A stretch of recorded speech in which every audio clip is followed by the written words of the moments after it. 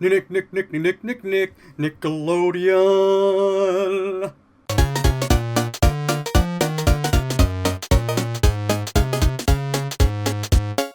From the late 80s to about the mid-90s, Nickelodeon had arguably the best children's programming on TV. From shows like Doug, to Ren and Stimpy, to Rugrats, Nickelodeon had it all. But on Saturday, August 15th, 1992, Nickelodeon did something unprecedented and debuted Snick, or Saturday Night Nickelodeon. Snick was aimed at the slightly bigger kids than their content that they aired during the day, and they would air shows like Ren and Stimpy, Clarissa Explains It All, Roundhouse, and of course the breadwinner, Are You Afraid of the Dark?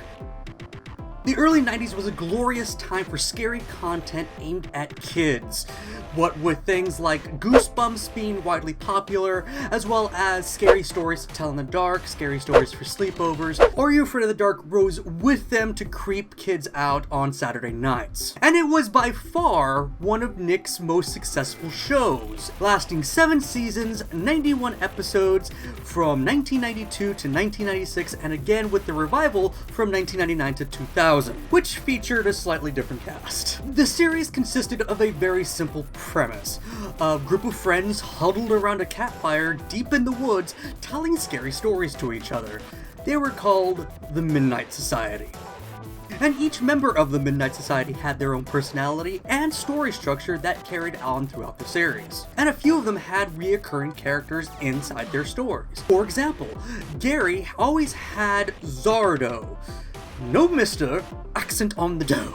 And Frank usually would have Dr. Vink with a In fact, the popularity of these two characters eventually led to the season 4 premiere, which saw the both of them inside the same story together. And it was called The Tale of Cutter's Treasure. The show was very much like Tales from the Crypt for kids. It was at times a little hokey, some of the dialogue wasn't the greatest, and it reeked of early 90s special effects. For all of its shortcomings, Are You Afraid of the Dark made up for very good storytelling, a lot of heart, and some of the times very good acting. Sometimes it would leave you creeped out, other times it would just leave you pondering some of life's little intricacies. So for this Halloween, I'm here to dig into the annals of one of my favorite Nick shows and bring to you my list of the top 10 best Are You Afraid of the Dark episodes of all time. Number 10.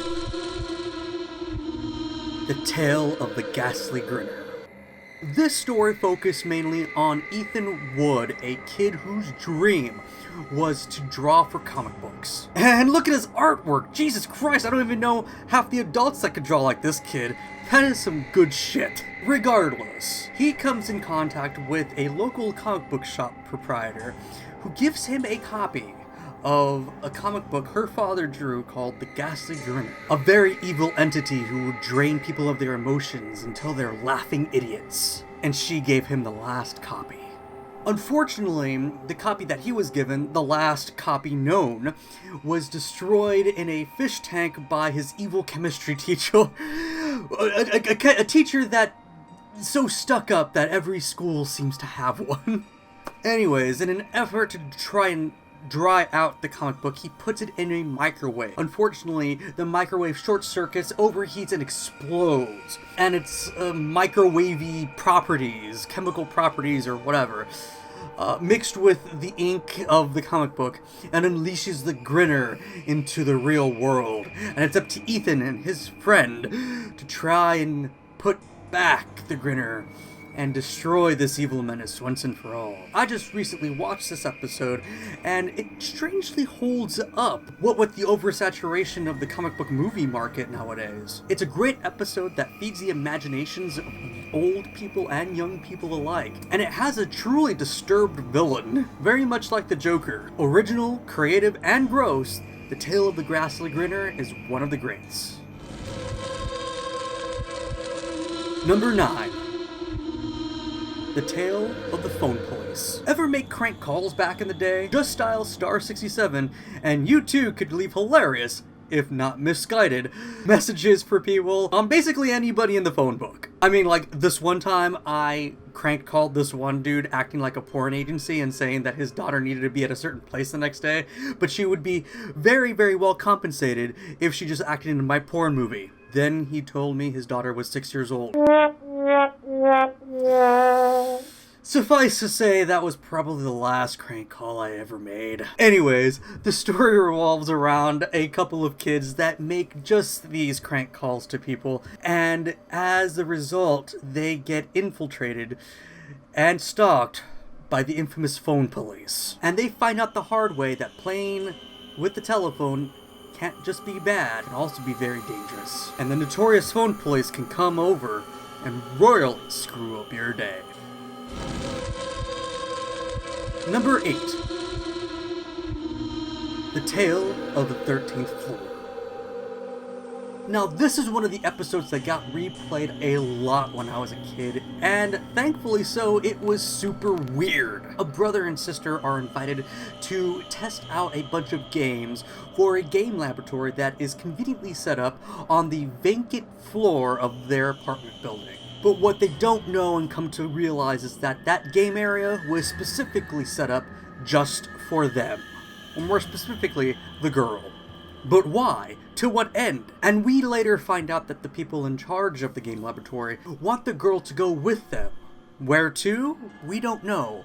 But they have to be out of the building at a certain time. And she doesn't know why they want her to go with them either. And when the reveal comes at the end, it's one of the creepiest things that they ever put on Are You Afraid of the Dark? One of the great costumes or makeup jobs, if you will. And that ending fueled my imagination for quite some time. Number 7. The Tale of the Bookish Babysitter. Speaking of imagination, you remember those kids in class that just never liked reading? To them, reading was just boring and repetitive and they didn't want to do it. Enter Belinda, the hottest babysitter to ever come out of 1994. Seriously. Oh my god. So hot. But back to the story. She's hired to babysit a kid named Ricky, who hates reading and he hates being babysat even more. Seriously, guys, like, the kid's like 10 or 11. When I was 10 or 11, I could microwave, make a goddamn sandwich, basically take care of myself for at least about 7 hours. But I digress. Belinda comes in and attempts to get chummy with him, and decides to turn off the television and force him to read a book. So he opens up a book and starts to read it. After a couple sentences, boring, he puts it back down and picks up another book and tries to read that one. But she warns, you have to finish whatever you start, otherwise there could be some consequences.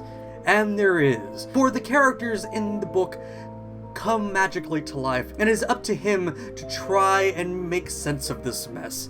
And the only way that these characters, these very dangerous characters from these books, can be put back into their place is by finishing the book that he has started. A hugely imaginative episode, and it's one of my all-time favorites. And did I mention Belinda is just so freaking hot?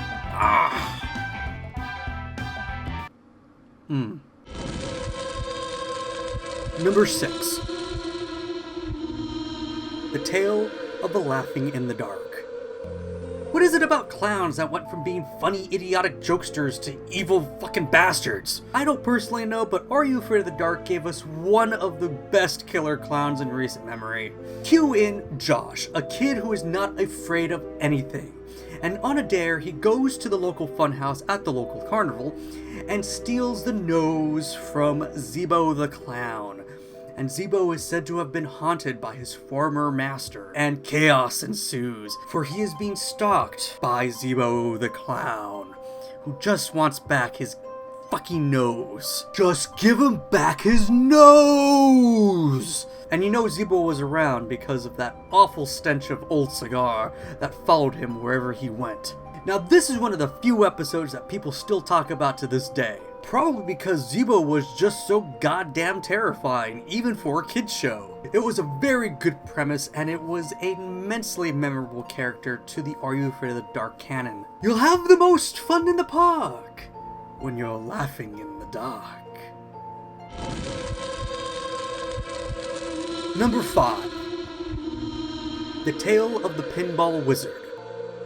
Video games are as big today as they were in the early 90s. In fact, bigger. But what if the game you were playing wasn't a game at all? What if it was real? That's what our protagonist Ross learned the hard way, when the local shop owner, at a shop he was trying to work at, allows him to watch the store one afternoon and warns him to not touch the new pinball game in the back. Ross, being a pinball wizard, touches it anyways. Hours later, the mall that the store is in is enveloped in darkness, meaning that it's night. He has lost track of time and he's trying desperately to get out, only to realize that he can't get out. He is stuck in the mall, and the mall has become the very pinball game he was playing. A pinball game that was somehow full of witches and warlords and princesses, and now he must make it to the final level, place the princess on her throne and defeat the evil warlord in order to escape. Or will he? This is one of the best episodes of Are You Afraid of the Dark, because it really appeals to the gamers and the dreamers, and I mean, what would you do if you were stuck in a video game? Me personally, probably say Skyrim, but I might just last 20 minutes in that world because I'd go around starting to kill everything. It's just the way I play the game. Number 4.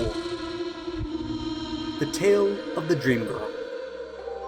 This episode is notorious for a couple of reasons, and the first being is that if you watched it, it felt like a really decent episode of Tales from the Crypt. The subject matter and the storytelling was actually top notch, and the acting is actually very good. It felt like the most adult Are You Afraid of the Dark episode up until this point. It revolves around a teenager named Johnny, who, with his sister, works at a bowling alley. Now, one day he finds a little ring inside of his locker and he decides to put it on. And as soon as he puts it on, he begins to be visited by a gorgeous dream girl named Donna. And he's trying to figure out how and why she's now appearing to him now that he has put this ring on. Now, he tells his sister this, and after a while his sister reluctantly explains that this girl that he's been seeing died in a car crash years ago. And he doesn't believe it. He can't believe that this dead girl wants to see him so badly. Why? Why is he being stalked by this ghost? And the twist ending at the end is one of the biggest reveals in Are You Afraid of the Dark history, so much so that it could come straight from a movie. Actually, it wasn't a movie. The number 2 reason why this episode is so notorious is that director M. Night Shyamalan used the premise of this particular episode for his breakout film, The Sixth Sense. And if you remember The Sixth Sense, at the very least, you'll know what happens at the end is the exact same thing that happens at the end of this episode. So while this episode and of course The Sixth Sense are different enough, there are very many similarities, especially with that twist ending. And I have to give props to Are You Afraid of the Dark for giving us a very adult episode that's probably one of the all-time greats in the series. I mean, without it, we would never have The Last Airbender. Wait a second. Should I really be praising this episode because of that? Fuck this episode. Number 3. The Tale of the Dangerous Soup. Now, this episode features a young Neve Campbell before her scream and party of 5 days. Enter Dr. Vink with a who happens to be a chef in this episode who has a great restaurant and has critically acclaimed food. But more importantly, he's world renowned for that piece of soup. I guess you can say it's to die for? But only he knows the recipe, and his employees are strictly forbidden from tasting it. So what makes his soup so delicious? Well, turns out that he abducts people, locks them in a room, and this totem, this statue, incites their deepest, darkest fears. And what their deepest, darkest fears are come to life. The room takes that energy and materializes it into the dangerous soup that he serves to customers. I guess you could say it's part cannibalistic? I don't know, that's what I always thought when I was a kid. And the stronger the fear from that person, the more delicious that soup tastes. Unfortunately, those who learn the secret never live long enough to divulge their information. Wonderfully told, wonderfully acted, this episode is truly a gem, in the Are You Afraid of the Dark franchise. Number 2. The Tale of the Super Specks. This was the first episode of Are You Afraid of the Dark that really creeped me out a little bit. Our character Weeds and Mary Beth are a high school couple that have only been together for about 2 weeks. Now, Weeds loves pranks and magic, but not just your ordinary magic trick. He loves real magic. So for April Fool's Day, Weeds and Mary Beth go down to the local magic shop and he picks up a few things. While there, he opens up a book and starts reciting the spell of the second sight, and he throws some magic dust around the room, and some of this dust gets placed onto a bunch of gag x-ray glasses. He gets wrung out by the shop owner, Sardo. No mister! Accent on the dough. Mary Beth ends up putting on the x-ray glasses and immediately starts seeing people dressed all in black, and she can't explain it. The Super Specks seem to find their way back to her every time she tries to throw them out. And every time she puts them on, she sees these figures in black. She ends up going back to the magic shop and telling Zardo, and Zardo's like, well, you're seeing something of another dimension. So she enlists his help to try and close the gap between their world and the next one. It actually has a twist ending that I didn't see coming at all, and it left me creeped out a little bit when I was a kid, and even to this day, it's pretty good. I can't lie. I recently watched this episode, and it holds up quite well. I recommend the hell out of it. And the number 1 Are You Afraid of the Dark episode is The Tale of the Midnight Madness.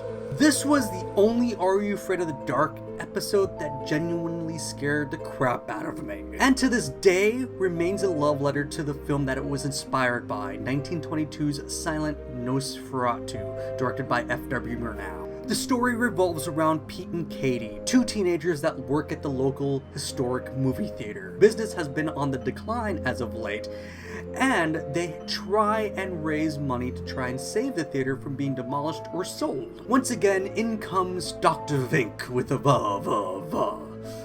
Vink in this particular episode is a filmmaker, and he has a special film that he just created, a silent movie called Nosferatu, and he wants them to play it because he can guarantee that it will be an instant smash. The owner of the movie theater and the 2 teenagers are hesitant at first. They decide to play it anyways, and word of mouth gets around, and yes, it is an instant smash with audiences, and it begins the revival of this old movie house. Things are not as they seem, and one night the projector is left on mistakenly, and the vampire comes to life through the silver screen and into the movie palace himself, leaving a trail of blood in his wake.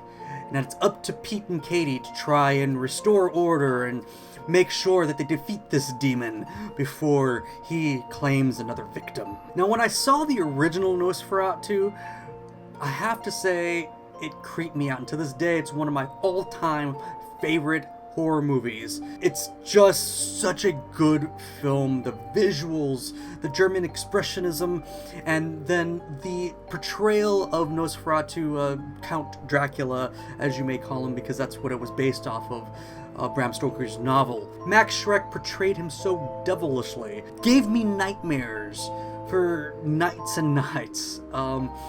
And this episode did so much justice to that particular incarnation because Chris Heiderall, the guy who plays this version of Nosferatu, did such a fantastic job. He looks so creepy. I just can't. It literally freaked me out when I saw it as a kid. And now that I'm grown and everything, it's just like, wow, this episode was so good. And it's still so good to this day. It holds up. And it is such a love letter to that first silent film, Nosferatu. I can't recommend this episode enough. And that's my list. Now, this one took me a while to complete because there were so many great episodes. If I left out one of your favorites, please let me know which ones you loved when you were growing up in the comments below. Anyways, as always, this has been Geektoid. If you guys enjoyed this video, please like and subscribe to the channel. And until next time, live long and geek on.